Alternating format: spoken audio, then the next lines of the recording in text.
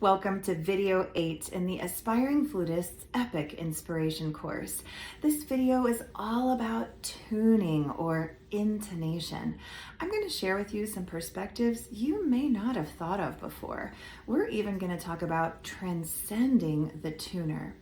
No matter what your current comfort level is, whether you're simply looking to upgrade your intonation skills or you're just getting started, no worries, I've got you covered.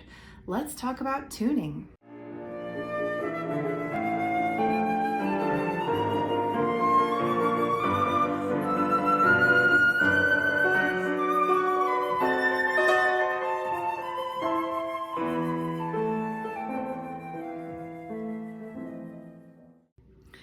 I have a crystal clear memory of playing the second movement of Beethoven's Symphony No. 7 as principal flutist of my youth orchestra. There was a moment where I had to be absolutely in tune with both the flutist and oboist sitting next to me, and I wasn't sure what to do because the soft high note intonation was very challenging for me at the time. Then I had a dangerously immature aha moment. I thought to myself, oh wow, I can really control this soft high note if I squeeze my flute and press it against my face with my jaw clenched. Of course, now I know how naive that type of thinking was, but I do appreciate my younger self who was just beginning to explore what elegant intonation even meant.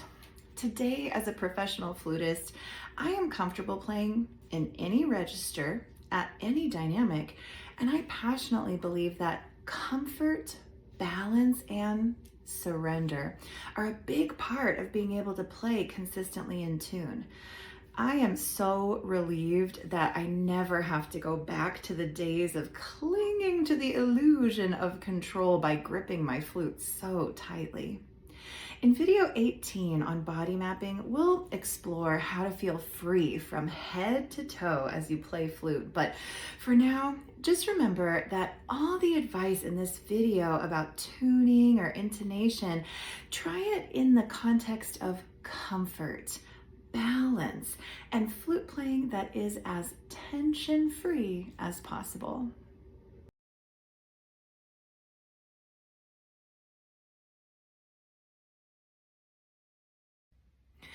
We're going to talk about how to play in tune with yourself in just a moment.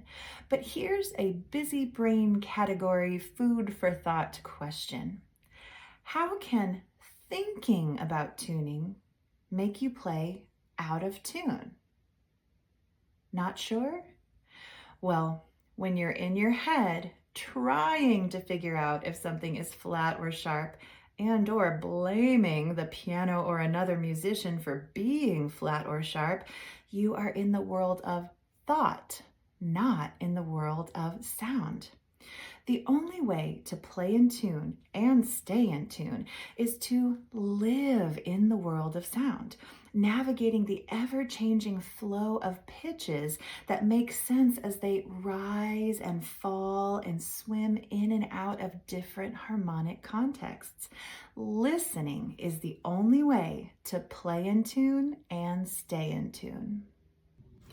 One of the best ways to learn how to play in tune with yourself and also to move toward sing-along surrender, that in the flow, in the zone state, while you're playing beautifully in tune, is to become intimately acquainted with intervals.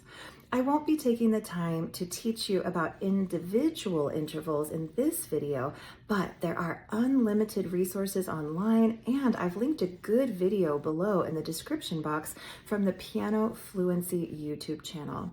Whatever educational resources you utilize to learn more about intervals and apply them to your flute playing, I really encourage you to pause the video and create a little exercise right after you learn something new, so you can directly apply it to the way you listen as you play your flute. Now, I've also linked below my key immersion exercise, which will give you a specific way to work on intervals along with drones. We'll talk about drones a little bit later in the secret sweet spot section. One of my favorite ways to practice tuning is by working at the piano. Now, I can't hold the camera and my flute at the same time, but let me show you what I would do if I were playing my flute and working on my own. See this passage from Scarborough Fantasy at the bottom of the screen? Let's pretend like you would like to play your 4 grace notes leading to the half note E in tune. What I would do is hold down the right pedal, the sustain pedal, and play the grace notes, which include the E half note. While the sounds are still ringing in the air, I would practice that little figure on my flute. I might even play loops on my flute and listen to the blend of my flute sound with the ringing piano sound in the air. Now, let's say that I just want to work on the next interval without the glissando in between, just an E and a B. Even listening to it on the piano sensitizes my ears to that perfect fifth. I might play it in any octave.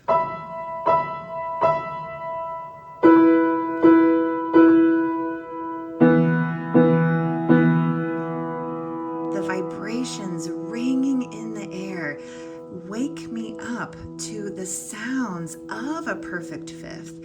And when I play perhaps the wiggle game, E, B, E, B, E, I have something to hook onto in the world of sound. You do not have to be a pianist or a theory whiz to benefit from practicing the piano part to your flute and piano repertoire. If you want to prepare for your rehearsal with your pianist and you want to be in tune, in context, take your time, be very nice to yourself, and just figure out what you can do. For instance, if I want to sound so beautifully in tune during this passage of Carmen Fantasy, I can read the treble clef and I can see, oh, that first tremolo has a C, an E flat, and a G. So if I put down the sustain pedal, then I can play my flute while I'm listening to that harmony.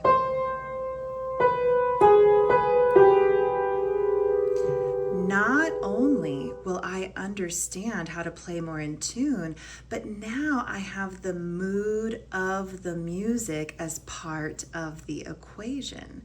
Another example is the next couple of measures. If I figure out, okay, I've got a tremolo that has a C, an E flat, and an A natural, woo! Just even listening to that, you don't have to have the perfect label, you don't have to completely understand what's going on, but you can hear it. And then practice with the sound still ringing in the air.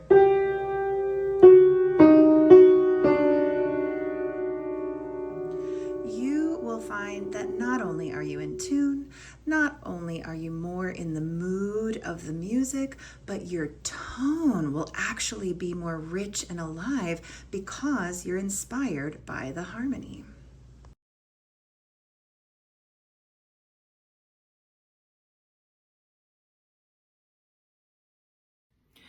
Perfectionist trap alert. It is absolutely tragic to me when I see flutists using tuners in well-meaning yet incredibly counterproductive ways. Do not fall into the super weird perfectionist trap of thinking that every note you play on the flute should equal a smiley face or a perfectly in the middle tuner needle. I definitely fell into this trap as a young flutist. Practicing in the band hall after class during my high school years, I would sit in front of the fancy, elaborate strobe tuner and try to play every single one of the pitches in my all-region Etude perfectly in tune. At that time, I didn't know anything about perfect or just intonation versus equal temperament, and I just thought that in tune was in tune. It wasn't until my way later years that I understood imperfect intervals are actually a part of playing in tune. If you'd like to research different types of intonation, it's definitely interesting. But for right now, I'll be asking you to focus on three different things. One, being in tune with yourself, which we'll talk about next. Two, learning how to be in tune with the piano, like we discussed in models and bridges. And three, learning how to play in tune with other musicians. We'll get to that in the radically flexible section. And don't worry, we're definitely going to talk about that tuner in the collect your clues section. I love practicing with drones. I especially love DroneToneTool.com on my desktop, but you can also download it as an app for your phone. It's so simple. Just choose your tonic and then practice your scales, arpeggios, or even improvisation.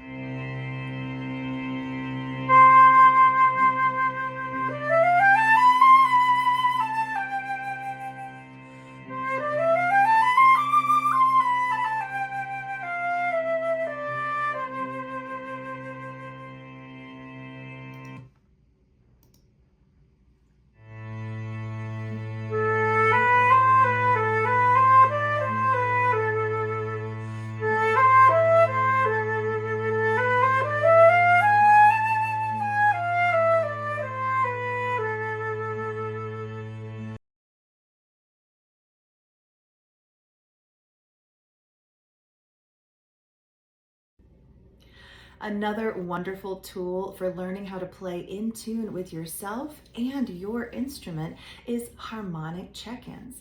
Now, if you watched video 5 on the high register, you already know I'm obsessed with harmonics. They are such a great tool for learning about your instrument. In this measure that you see on the screen from Anderson's Legend, I'll link it below, you'll love it. I am going to use harmonic check-ins to listen low and acclimate my ears to a truer sense of pitch than I would get if I just picked up my flute and blew lots of air. So here are my fingerings a fifth below. If you follow along, starting with the high G, I'm going to play a C for the high G. Then the next 4-note slur, G, A flat, B flat, A flat.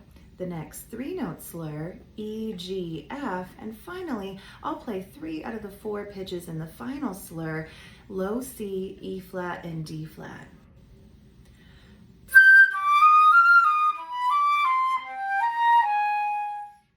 I'm going to do it again. Listen low and acclimate to the air pressure that the harmonics required.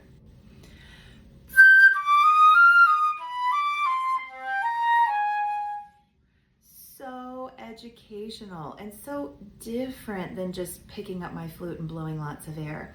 When I play the actual fingerings, I'll be able to listen in context now and apply what I've learned.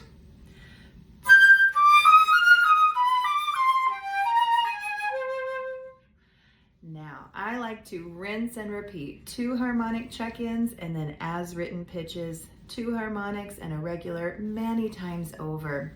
Each time getting more fortissimo, more tutta la forza, and more in tune with myself. Playing with drones and practicing harmonic check-ins can give you a sense of context and an ability to play in tune with yourself that staring at a tuner never could. So believe it or not, I do like using a tuner. Right now, the display you can see is responding to my voice, not my flute. I wanted to show you my favorite tuner app, and it's called Tunable. There's a one-time fee, but it's very much worth it. I'm going to play an exercise that I have my students do. I like tunable because it shows you the vibrato, not just a static pitch. So I'm going to play a low A. First, I'll play it flat, then sharp, then in tune so you can see the display. It actually went all the way to an A flat, it was so flat.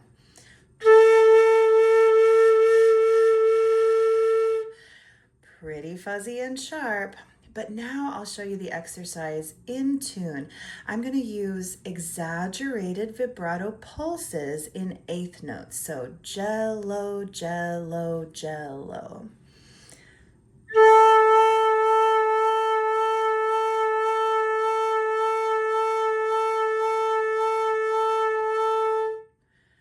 Next, I'll do triplets. Strawberry, strawberry, strawberry.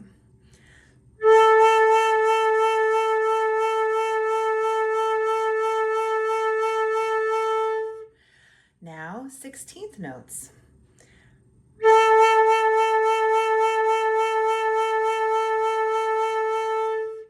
I think that's so interesting how my temptation was to start higher on the 16th notes. This app is very helpful visually, and I do think it's great if you're working on one pitch out of context and treating it as if it's the tonic of a key. So since I'm playing A, this would be appropriate for A minor or A major. Here's one more exercise with groups of 5. Opportunity, opportunity.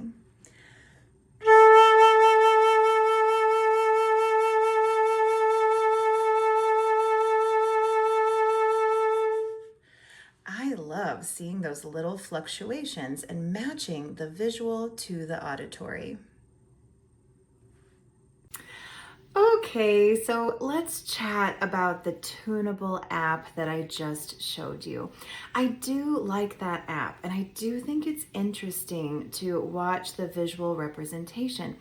But if you listened to my sound while I was using the tunable app, you might have noticed compared to my normal emotion-filled, color-filled flute playing, it was kind of boring and I did some weird things. I mean, it was great for me to see that, oh, I came in sharp and that wasn't necessarily my intention. I also saw that I probably was tonguing harder than I meant to, and that contributed to the sharpness. So it's a good thing, and I like tuners for sensitization. We do need to learn our tendencies.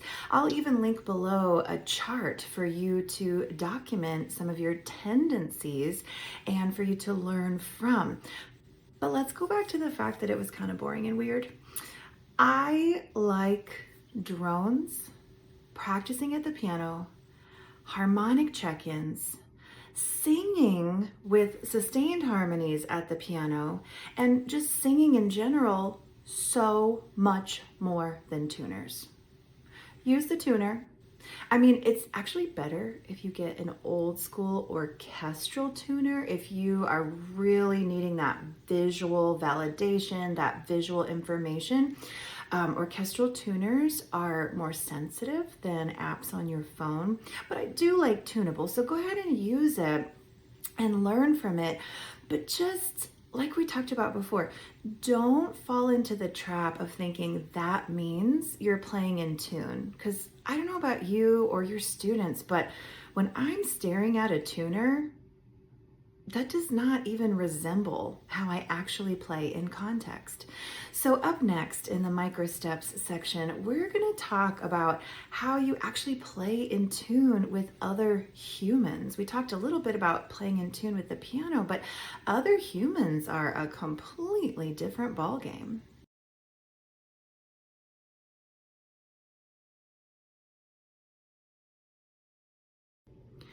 Welcome to the micro steps plus sfumato section of this video. I'm actually going to talk about not doing micro steps, not being precise, and it's a very tension of opposites kind of moment. Very counterintuitive, this advice I'm about to give you. If you're a flutist that really wants to play in tune and you've been spending time in the practice room kind of manipulating your tuner to show you a smiley face, but then you try to go play with fellow ensemble members who are not sounding anything like what made the tuner give you a smiley face, what are you supposed to do? Well, a flutist that's quite rigid and sort of insisting on being accurate, I don't even know if that word applies ever when it comes to playing in tune, believe it or not. A flutist like that might narrow their sound, use a more laser-like approach, or squish their sound into just a certain slice of the harmonic spectrum. Let's say you were playing Somewhere Over the Rainbow in a small chamber ensemble and you were really trying to just be perfect.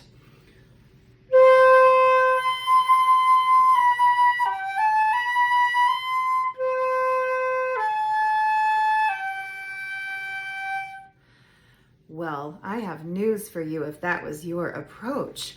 Not only were you probably, most likely, not in tune with the others, you weren't even really in tune with yourself.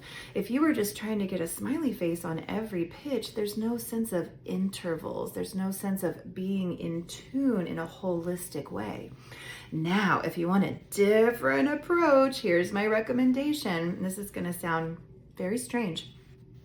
I want you to fluff out your sound.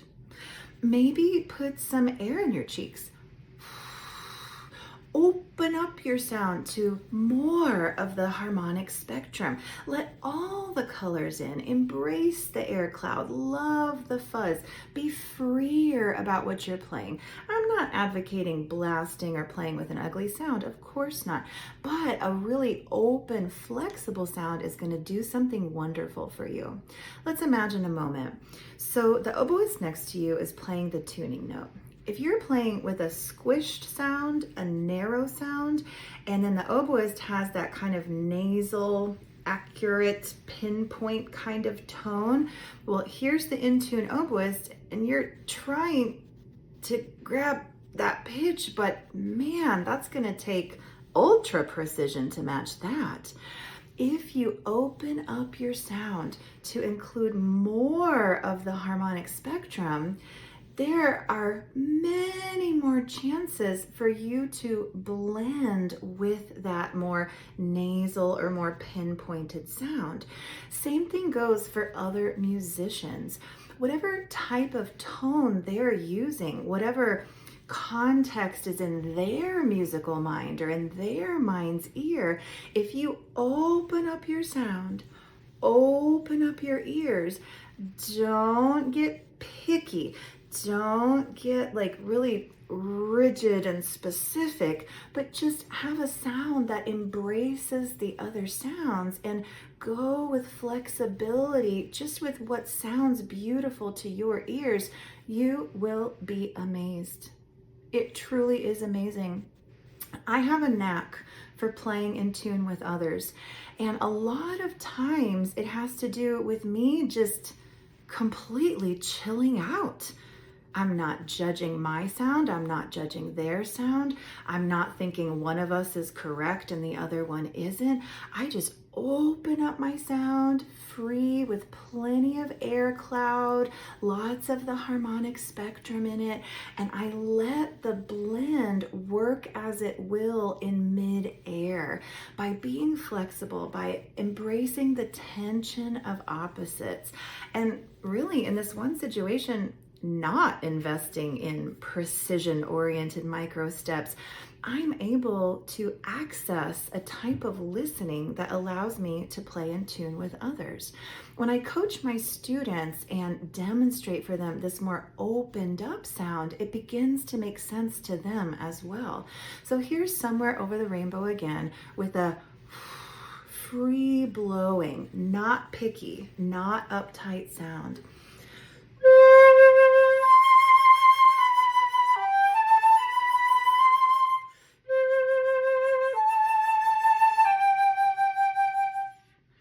Now, I may not have gotten smiley faces on those pitches, but inside, I'll be smiling a whole lot more because it's so much easier to play in tune with others this way.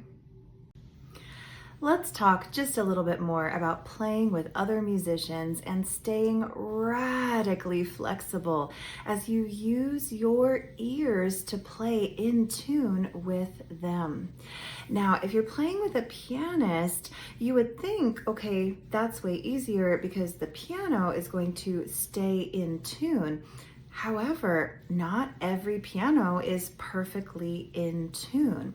Also, some pianos, even if they've been recently tuned, are tuned sharper than maybe what you're used to in band or orchestra. If you noticed, when I demonstrated practicing with the Tunable app, I actually had it set to 441 instead of 440. And that's because I find that most of the pianos that I play with are tuned a little bit sharp, but that's not always the case. And we have to make friends with whatever piano we are going to be playing with. The pianist has to make friends with it, and so do we as the flutist. We've got to listen with open-minded ears. When it comes to other instrumentalists, you know, I've seen so many music students in rehearsal contexts just getting too uptight.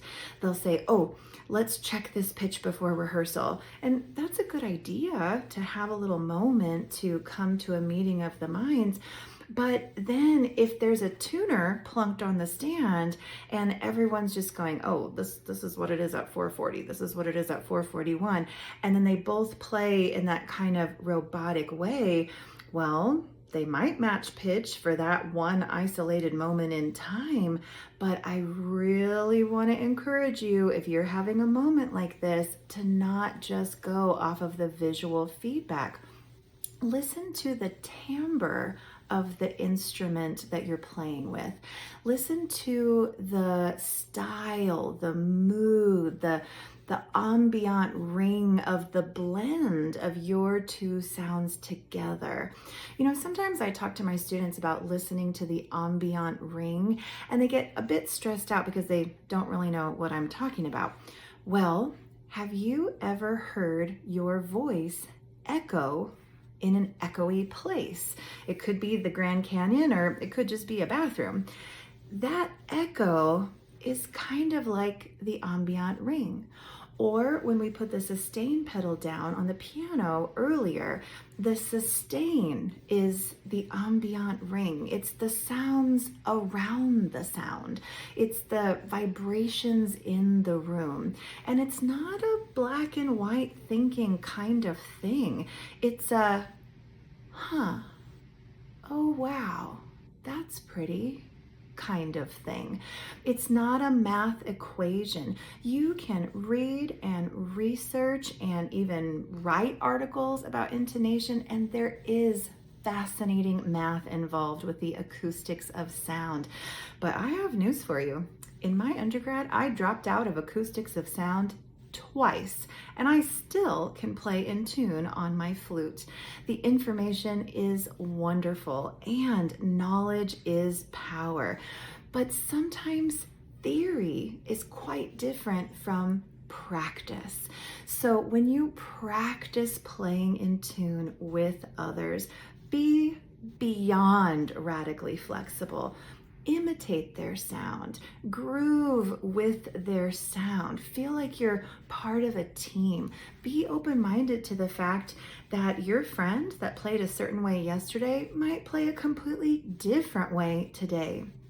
If you're present in the present moment, right here, right now, the only place where sound actually is, and you listen in a non-judgmental way, you will be blown away at how much more access you have to playing in tune. If you've stuck with me through this video so far, I hope you've gotten some wonderful perspectives on intonation. But I would understand if you're thinking, wow, she's really kind of woo-woo, airy-fairy out there. Just to bring us back down to earth and to show you that I really, really do care about accuracy so far as we can achieve it in intonation terms, I want to show you my trill tuning exercise. Often I'll hear flutists who play relatively well in tune, but then they'll get to a trill and it just goes kind of wild on them. I want to use an example for this demonstration of my trill tuning exercise that's right in the danger zone. If you haven't watched video 4 on the middle register, I do air quotes because I don't believe in the middle register, you'll know there are some kind of unique challenges in this area of the flute. I'm going to trill from C, third space, to D, fourth line in the staff.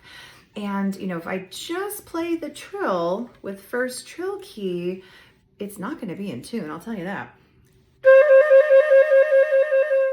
What's supposed to be a whole step is just way too wide, and often it goes rogue. So the trill tuning exercise can rein in the interval and acclimate your ears to a more accurate distance between the C and the D. So we're going to do increasing rhythms, first half notes, then quarters, then eighths, then sixteenths, then finally the trill. And I'm going to play the regular fingerings for C and D all the way through the eighth notes, but then for the 16th notes and the trill, I'll go ahead and return to the first trill key.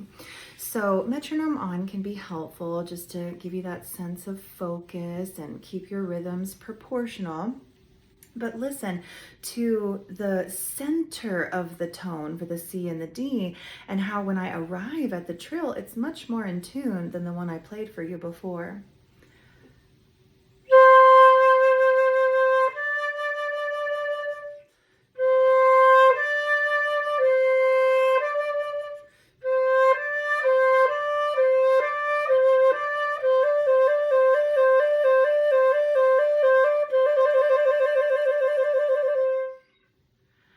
I highly recommend that you do this trill tuning exercise for every single trill you encounter in your music.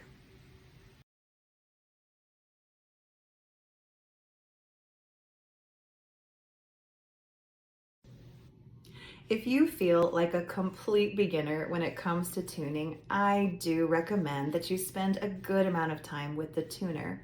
Here are some tips to help you use your time with the tuner more effectively. Number 1, warm up first. Staring at a tuner and playing with a rough sound is not nearly as helpful as playing with your best sound, so warm up well before the tuner gets involved. Number 2, learn your tendencies. The tuner is pretty helpful for learning your tendencies in different areas of the flute, different parts of the range, and at different dynamics. But rather than using the sense sharp or sense flat as a concrete diagnostic, just use it as feedback, as data collection, so that you can be more aware of your tendencies. Don't use any one tuner project as a reason to push in or pull out, and definitely not to roll in and out.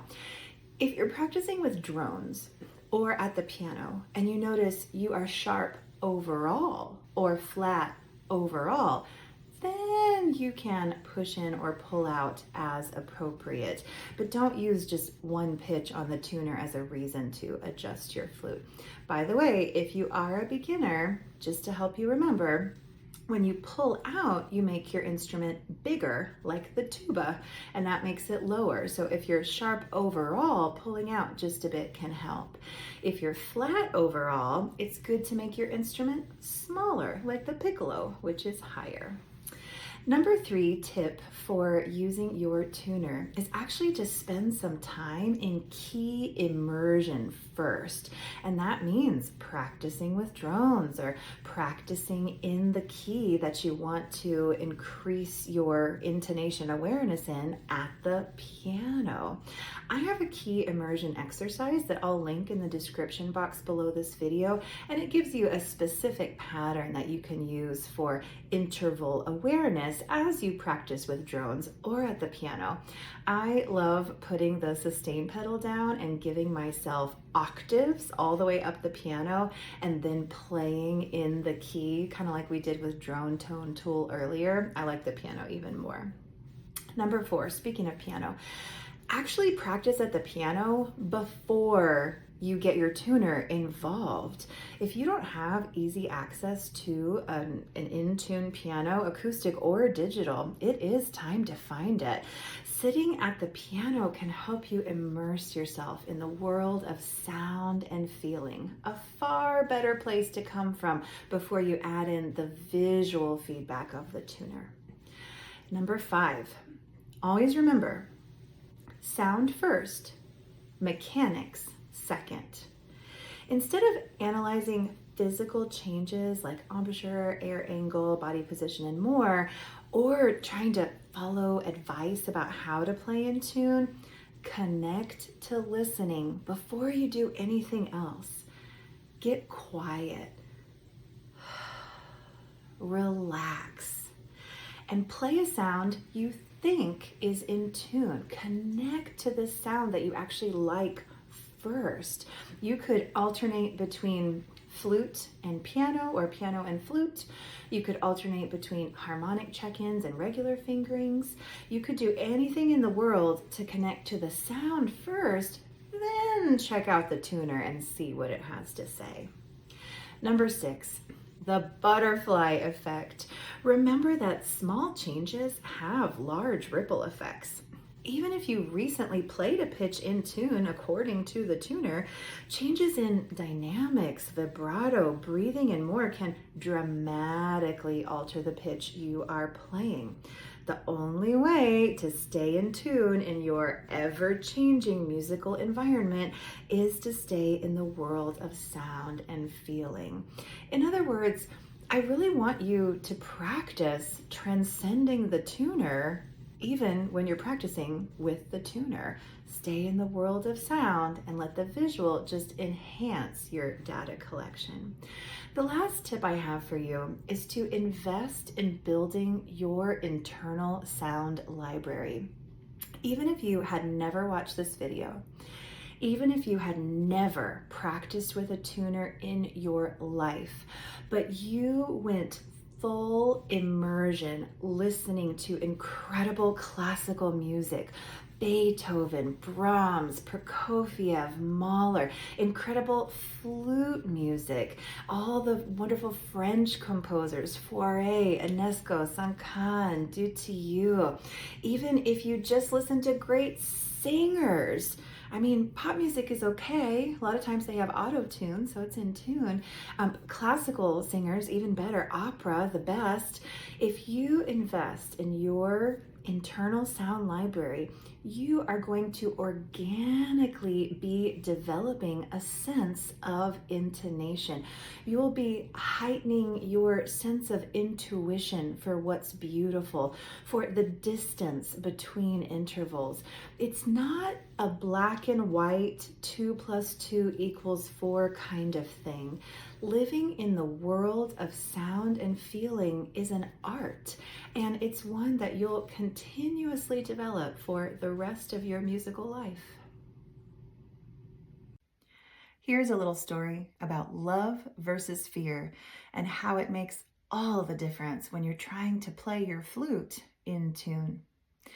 Years ago, I had a very talented student who could do many things well with her flute, but tended to struggle when it came to intonation. We used the tuner, the piano, drones, all different kinds of exercises, but no matter what we did, her pitch was still on the wild, unpredictable side. Now, I did love it that she played with passion, but mature intonation was a skill she did need to acquire. From my perspective, there were 3 main reasons why she was still struggling, even after many attempts at growth. Number 1, whenever she tried to play in tune, she was trying to remember every piece of advice about tuning, every lesson she'd ever learned about intonation, all at the same time. Sounds like busy brain, right? Number 2, she was so worried about her tuning that she would sort of freeze up and lose the passion in her playing. 3, she lost more and more confidence every time she worked on tuning, and it didn't work. One day, though, everything changed. She was playing Deep Blue by Ian Clark with a pianist in her lesson, and all three of us could hear that she was painfully out of tune. We tried a few things and she began again, still out of tune. But a few measures later, she stopped. I watched in awe as she closed her eyes, took a deep breath in, and slowly exhaled. When she picked up her flute and nodded to the pianist so that they could begin the piece for the third time, I was blown away by the most beautifully in tune performance I had ever heard come from this student. Not only did she finish that piece in tune, but she remained in tune every single time I heard her for the rest of her time as a college music major. I tell this story often because it's so meaningful. When I asked her after that magical moment what had changed, she looked at me and said, "I was so sick of it not working. I finally did what you've been saying this whole time. I quit thinking about everything else and just listened." If all this talk about tuning has you in the mood to buy a new flute, head on over to miyazawa.com. I love my Miyazawa and highly recommend Miyazawa flutes. Also, if you'd like to check out any of my other resources, visit Carolyn Nussbaum Music Company online at www.fluteforyou.com or my website, practicejunkie.com. Finally, I'm the professor at UMKC Conservatory, so if you or someone you know is interested in auditioning, send me an email at t.sanchez@umkc.edu.